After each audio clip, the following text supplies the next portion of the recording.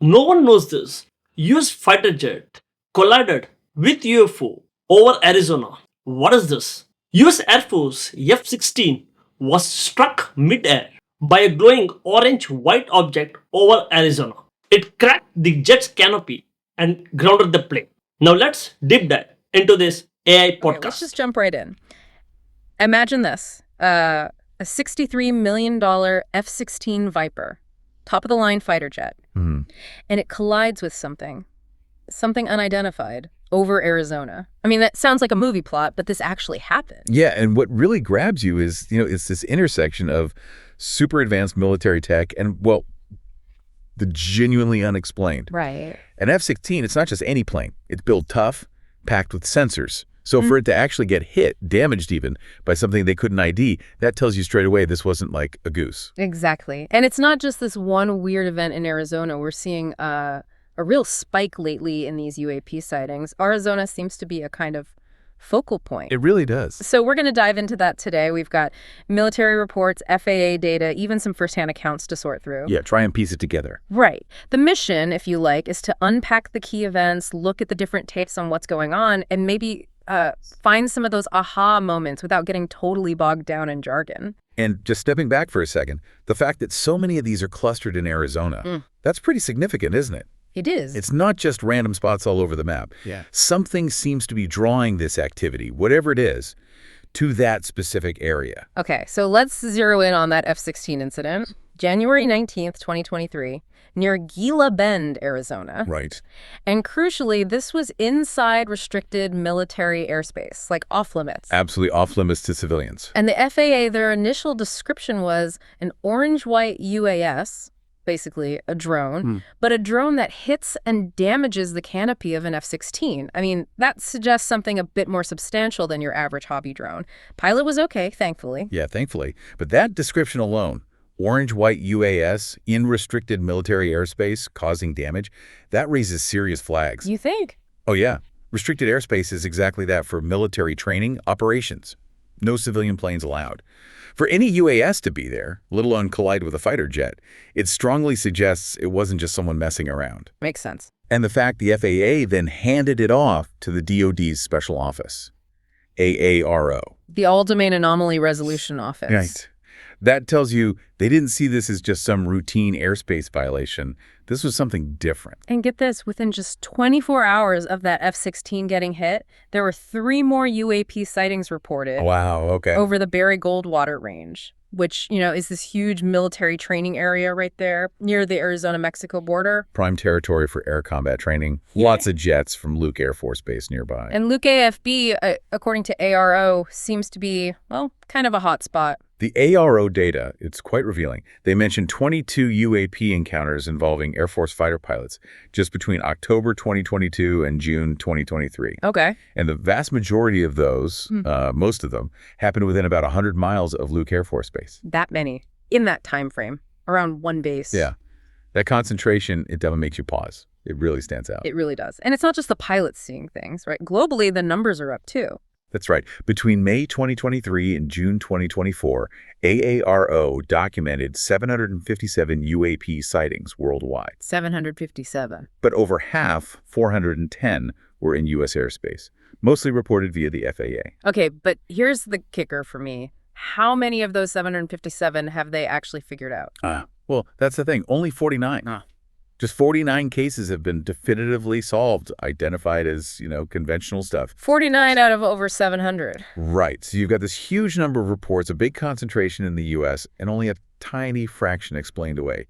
It naturally fuels a lot of questions. And keeps pointing back to Arizona. It really is starting to look like ground zero in the U.S., especially down near the border. There are these reports of mysterious swarms, they call them, like up to 8 objects flying together near Air Force sites. And it's not entirely new either. You mentioned those drone-like sightings between 2016 and 2020. Yeah, at least 8 weird incidents back then, too. So that pattern, that consistency over years in the same area, it suggests it's probably not just random noise. Something's going on there. Definitely. And that border region itself is, well, unique. Big military presence, but other factors too. Absolutely. Now, this is where things get maybe a bit more out there for some listeners. But we should mention Luis Elizondo. Luis Elizondo, yeah. Former military intelligence, ran the Pentagon's UAP program, ATIP. Right. He's been saying publicly that they're getting loads of reports out of Arizona, especially that border area. Coming from him, that carries some weight, you'd think. It does. Given his background, when he flags Arizona, it suggests it's more than just, scattered anecdotes. He's likely seen patterns in the data he had access to. And then there's Bob Thompson, former Customs and Border Protection agent, 14 years on that border. Okay. He's come forward with what he says is unseen footage, claims over 100 border agents have seen these things, orbs, cigars, triangles. 100 agents? That's a significant number of potential witnesses, especially trained observers. But then he says something even more startling. He talks about agents witnessing portals opening in the sky. Yeah. And claims there are photos taken on official gear. Okay, look. Those are extraordinary claims, and you, listening, should definitely approach claims like portals with, let's say, healthy skepticism. Right. You'd need incredible evidence for that. But putting the portal claim aside for a moment, the core assertion that many agents saw something unusual in the air that fits the broader pattern of high activity in the area. Okay, fair enough. So putting the more exotic ideas aside for a sec, what about more down-to-earth explanations? Oh, there's a big one. Drug cartels. Right. The theory is that some, maybe many, of these sightings could actually be sophisticated drones run by Mexican cartels. And that's a very plausible, very relevant possibility you have to take seriously. Cartel tech, especially drone tech, is getting better all the time. We're not talking about little quadcopters here, are we? No, potentially much larger drones, harder to spot on radar, maybe, capable of carrying decent payloads, like drugs. And Ollie Bradley, the border correspondent, she's reported on this. Cartels using high-tech drones for, scouting, surveillance. It's exactly. Scouting routes, maybe even keeping tabs on U.S. law enforcement or military movements near the border. So could one of those have hit the F-16? It's possible. Remember the FAA description? Orange-white UAS. Yeah. That could potentially fit a more advanced cartel drone. And the fact it could operate where it did and actually damage a jet, that's worrying, whatever its origin. And Tom Homan, former head of CBP, the border czar, he's also suggested that some of these things seen near military bases might just be cartel surveillance drones, checking out U.S. capabilities. And Homan's perspective really highlights the, let's call it, conventional national security threat.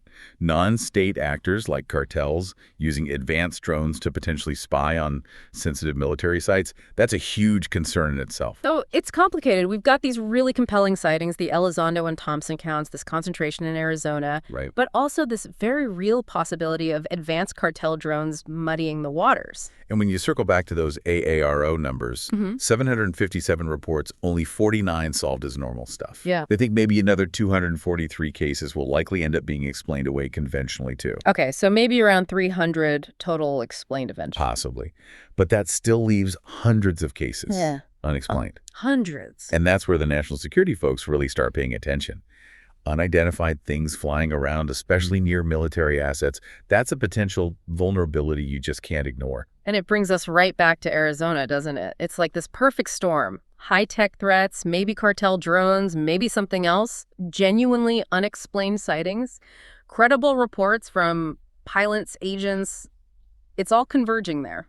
It really is. And, the key takeaway about Arizona might be that regardless of the final explanation for each specific sighting, whether it's cartel tech, foreign surveillance, or something truly anomalous, the situation highlights potential gaps in our airspace awareness and the sheer pace at which aerial technology is evolving and being used. Yeah, absolutely. So let's just try and wrap this up for you listening. We started with that pretty shocking F-16 incident. Yeah, the collision. Then we saw Arizona emerging as this major hotspot for UAP sightings generally. We heard some pretty wild eyewitness accounts, but also explored the more grounded explanations, like those cartel drones. And underscored that huge number of cases that officially remain unsolved. Right. And why this matters to you is, well, this isn't just sci-fi anymore, is it? It's about advanced tech, national security, and the unknown potentially playing out right over our heads. Arizona seems to be front and center. It really brings it home. This isn't just about grainy photos anymore. We have documented military encounters, official investigations ongoing. It's happening in the real world. So maybe the final thought to leave you with is this. You've got these detailed reports, you've got the cartel drone theory, you've got the truly unidentified stuff. What kind of future does all this aerial activity point towards? And maybe more importantly, what questions should we all be asking about what's really going on in the skies above us? Why are so many UAP incidents concentrated over the Arizona-Mexico border? Commented. Thanks.